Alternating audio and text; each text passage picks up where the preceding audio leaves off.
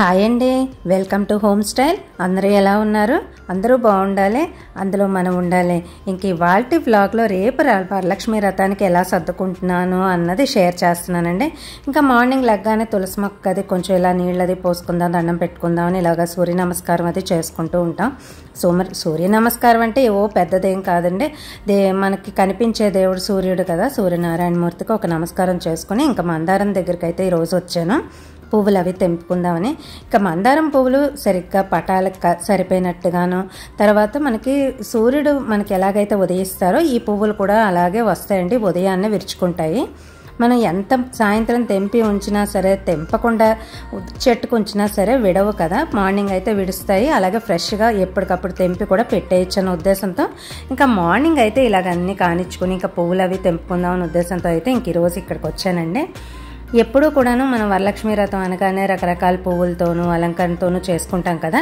ఇవాల్టి వ్లాగ్లో ఎలా అమర్చుకున్నాను అన్నది చూపిస్తున్నాను. హాయ్ అండి, వెల్కమ్ టు హోమ్ స్టైల్. అందరూ ఎలా ఉన్నారు? అందరూ బాగుండాలి, అందులో మనం ఉండాలి.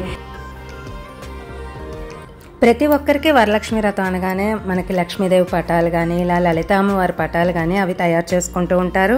అలాగే కలశాలు అవి ప్రిపేర్ చేసుకుంటూ ఉంటారు. ఇంకా లలిత అమ్మవారిని ఇలాగా ఫోటో అది ఇంకా బొట్లు అవి పెట్టుకుందాము, గంధం బొట్లైనా కుంకుమ బొట్లైనా సరే, పసుపు కుంకుమతో అయినా అలంకరించుకుందాం అన్న ఉద్దేశంతో ఇంకా ఫోటోల దగ్గరికి అయితే ఇలా వచ్చాను. మనం సంవత్సరానికి ఒకసారో లేకపోతే 6 నెలలకు ఒకసారో ఇలా పటాలు అవి మనం ముఖ్యమైనప్పుడు తీస్తూ ఉంటాం కదా. అంటే దేవుడి గదిలో ఉన్నవి అలాగే ఉంటాయి. మన ఎక్స్ట్రా ఏమైనా మనం అలంకరణ చేయడానికి కానీ, ఇలా వ్రతాలు పూజలప్పుడు మనం స్పెషల్గా అరేంజ్ చేసుకోవడానికి కానీ, మనం ప్రిపేర్ చేసుకోవడానికి వేరే పెట్టుకుంటూ ఉంటాం కదా. మనం వేరే బాక్స్లో ప్యాకింగ్ అయినా సరే, ఇలా గదుల్లో అయినా సరే మనం సపరేట్గా మనం పెట్టుకుంటూ ఆ టైం కంటే మనం పూజ ఏ రోజైతే మనకు ముఖ్యమైన పూజలు అన్నప్పుడు మనం అలంకరణ చేసుకోవడానికి ఇలా పెరుమాళ్ళని, లలిత అమ్మవారిని, లేకపోతే లక్ష్మీదేవి అష్టలక్ష్ములు కానీ, అమ్మవార్లను కానీ మనం ఏదైనా సరే మనం ఎవరికి కావాల్సిన వాళ్ళు పూజించుకోవడానికి రెడీగా వీలు చేసుకోవడానికి ఇంక ఈరోజు ఈ పటాలు అవి చూసుకుంటున్నానండి. అంటే ఇక్కడ పూజలు అవి మనం దులుపుకోవాలన్నా సరే ముందు రోజు అంటే నేను నిన్నే దులిపేసుకున్నాను అన్నీ కూడాను. ఇంకా పటాలు అవి మనం శుభ్రం చేసుకున్న ఇవన్నీ కూడాను మనకి పేపర్ వేస్ట్ వస్తూ ఉంటాయండి. మనం అంత బేగ మనం తడిగొడ్డతో కానీ పొడిగొడ్డతో కానీ అస్తమానం తుడిస్తే మనం అలంకారం అదిను లలిత అమ్మవారి ఫోటో రూపు అన్నీ కూడా చెరిగిపోయే అవకాశం ఉంటుంది కదా. ముఖ్యమైన టైముల్లో మనకి ఎప్పుడు అవసరం అని అనుకున్నప్పుడైనా సరే, పారాయణాలు ఎప్పుడైనా సరే అవి తీసి మనం పెట్టుకోవచ్చు. ఇంకా పువ్వులు అయితే కోవిల్ నుంచి వాళ్ళు వచ్చి తీర్థం పుచ్చుకోవడానికి రోజు కోవిల్కి అయితే వెళ్తున్నానండి.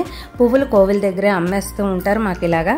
రేపు వరలక్ష్మి వ్రతం అనగానే మనకి పిరంగా ఉంటాయి, అలాగే మనకు కావాల్సినవి అయితే ఇంకా పిరంగా ఉంటాయండి. మాకైతే కనకాంబరాలు అంటే చాలా ఇష్టం.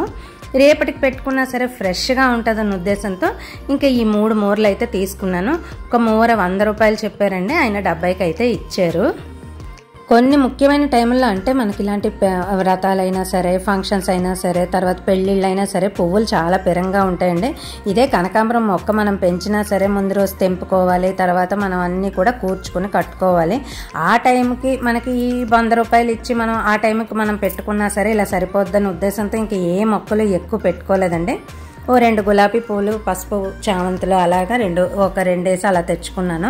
ఇంకా రేపటికి పూజకి కావాల్సినవి అయినా సరే ఇంట్లో ఉన్న పువ్వులతోనే అడ్జస్ట్ చేసేసుకోవచ్చు. ఇలా 3 మూరలు అవడంతోనూ కొంచెం మనం దేవుడికి పెట్టినా సరే, పటాలకు పెట్టినా సరే, ముఖ్యమైనప్పుడు కొంచెం గ్రాండ్గా అరేంజ్ చేసినా సరే ఇవి సరిపోతాయనే ఉద్దేశంతో ఇంక ఇవి తెచ్చేసుకున్నాను. రోజు పక్కనే కోవిల్ అవడంతోనూ, అలాగే రోజు మనం తీర్థం పుచ్చుకున్నా మంచిది అన్న ఉద్దేశంతోనూ, మనకి ఏదైనా ఉన్న బాధలున్నా ఏదైనా ఉన్నా పోతాయన్న ఉద్దేశంతోనూ ఎక్కువ కూడాను మనం ఇలా కోవిళ్ళకి వెళ్ళడం అలవాటు చేసుకుంటూ ఉంటాం కదా. దాంట్లో భాగంగానే ఈ శ్రావణ మాసంలో ఇంకా పువ్వులు అవి కూడా ఇంకా వరుసగా తెచ్చేసుకుందాం అన్న ఉద్దేశంతో ఇంకా అన్నీ ఒకేసారి కానిచ్చుకొని పని అయితే చేసుకుని వచ్చేసానండి. ఇంకా మందారాలు అవి మనం తెంపుకొని ఉంచుకున్నప్పుడు ఇలా ఆకులు కూడా మనకు ఉపయోగపడతాయి. రేపు మనం వరలక్ష్మి వ్రతం అనగానే హెయిర్ వాష్ చేసుకుంటూ ఉంటాము. ఇలాంటి ఆకులు మనం ముందు రోజు నానబెట్టుకున్నా సరే ఫ్రెష్గా అప్పటికప్పుడు తెంపుకుని మనం రుబ్బుకుని మన హెయిర్ వాష్ అంటే మనం చూడండి వడకట్టేస్తూ ఉంటాం కదా, మొత్తం మనం గ్రైండ్ చేసుకుని అలా ఇంతకుముందు వ్లాగ్స్లో కూడా మీకు షేర్ చేశాను. రేపు మనం హెయిర్ వాష్ చేసుకున్నప్పుడు మనం ముందు రోజు ప్రిపేర్ చేసుకోవాల్సినవి కొన్ని ఉంటాయి. ఇలా కుంకుడుకాయలతోనా కానీ మనము షాంపూతోనా కానీ మనం ఏ షాంపూ యూస్ చేస్తామో ముందు రోజు ఇలా రుబ్బుకొని పెట్టుకున్నది లేకపోతే వడకట్టుకుని ఆ నీళ్ళతో మనం ఇది మందారం అనేసరికి మనకు కండిషనర్లా ఉపయోగపడుతుందండి. మనం దీన్ని నానబెట్టేసరికి మనకు జిగురు జిగురుగా వస్తూ ఉంటుంది. ఆ జిగురే మన హెయిర్కి కూడా మంచిది. అందుకని ముందు రోజు మనం తెంపుకొని ఇలా రెడీగా ఉంచుకుని అప్పటికప్పుడు మనం ఏ షాంపూతో అయితే పోసుకుందామని అనుకుంటున్నామో ఆ షాంపూలో ఇది కలిపేసుకుని మనం పోసేసుకోవచ్చు, రుద్దుకోవచ్చు. లేకపోతే ప్యాక్ లాగా అప్లై చేసుకుని కొంచెం అరగంట పోయాకైనా మనం వాష్ చేసుకోవచ్చు. మందారం చాలా ఉపయోగపడుతుందండి. మనకి వేర్లైనా సరే ఇలా మనకి యాంటీబయాటిక్ ఉంటుంది కాబట్టి చెట్టు అంతా కూడా మనకి మెడిసినల్ వాల్యూస్ ఉంటాయని అనుకుంటూ ఉంటామండి. మనకి ఆకులు పువ్వులు ఇలా అన్ని రకాలుగాను మనం యూజ్ చేసుకోవచ్చు. ఇందులో ఏది వాడుకున్నా కూడా మనకు అవైలబుల్ అంటే ఆకులు అయితే ఎక్కువ ఉంటాయి, పువ్వులు అయితే కొంచెం తక్కువ ఉంటాయి. అవి మనకి ఏ రోజైనా పువ్వులు మనకి అందుబాటులో 1-2 దేవుడికి పెట్టి మనం వాడుకోవచ్చని ఇంతకుముందు వ్లాగ్స్లో కూడా మీకు షేర్ చేశాను. మళ్ళీ ఒకసారి ఎవరికైనా ఇన్ఫర్మేటివ్గా ఉంటుందన్న ఉద్దేశంతో మళ్ళీ షేర్ చేస్తున్నాను.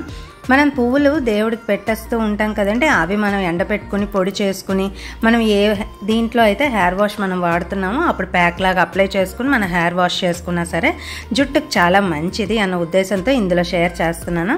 ఇలా ఆకులు మనకి అప్పటికప్పుడు రేపు వ్రతానికి అన్నీ మనం అమర్చుకుంటూ ఉంటాము. ముందు రోజే ఇలా చేసుకుని పెట్టుకోవడం కూడా మనకి ఈజీగా మారుతూ ఉంటుంది. అలాగే మన గుమ్మాలు అవి మనం ముగ్గులు అవి పెట్టుకుంటూ ఉంటాం కదండి, అలాగే పసుపు అది రాసుకుంటూ ఉంటాము. ఇవన్నీ కూడా మెడిసినల్ వాల్యూస్ కోసమేనండి చెప్పారు. ఇప్పుడు చూసారు కదా ఆ కవర్ అయితే ఆఫే కట్ చేశాను. వరిపిండి మనం వాడుతూ ఉంటే ఏ చీమలైనా పురుగులైనా వైరస్లు అవి మనకి రాకుండా పసుపు ఉపయోగపడుతుంది. అలాగే ఇలా కవర్ సగం కట్ చేయడం వలన మనకి ప్లాస్టిక్ రీసైక్లింగ్ కూడా ఉపయోగపడుతుందండి. ఏ కవర్ అయినా సరే ఇప్పుడు అన్నీ కూడా కవర్లోనే వచ్చేస్తున్నాయి కదండి. మనం రిలయన్స్కి వెళ్ళినా ఎక్కడికైనా పెద్ద మాల్స్కి వెళ్ళినా కూడా అన్ని కవర్లో ప్యాకింగ్ కాబట్టి మనం ఇలాగా కవర్ ఆఫ్ కట్ చేయడం వలన ప్లాస్టిక్ రీసైక్లింగ్ ఉపయోగపడుతుంది. అలాగే మన వరిపిండి స్వచ్ఛమైన వరిపిండి ముగ్గుల్లో వాడడం వలన మనకి చీమలకి ఆహారంగా కూడా మారుతూ ఉంటుంది. ఈ కవర్ ఇలా కట్ చేయడం చాలా ఉపయోగకరంగా ఉందని ఎంతమంది నమ్ముతారు అన్నది డెఫినెట్గా కమెంట్ సెక్షన్లో షేర్ చేసుకోండి.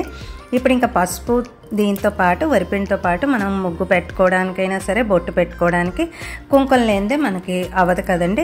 ఇలా కుంకుమ కూడా ముందు రోజే మనం ఇలా అమర్చుకుని అన్నీ కూడాను గుమ్మాలకు అవి పెట్టేసుకుంటే మనం ముందు రోజు అన్నీ చేసుకుని ఉంచుకుంటే రేపటి వరలక్ష్మి వ్రతానికి మనకి ఈజీగా ఉంటుందండి. అంటే మనం ముందు రోజు చేసుకోవాల్సిన పనులు కూడా కొన్ని ఉంటాయి కదా, అందులో ఇది పసుపు మనకి చాలా ముఖ్యమని అనుకుంటాము.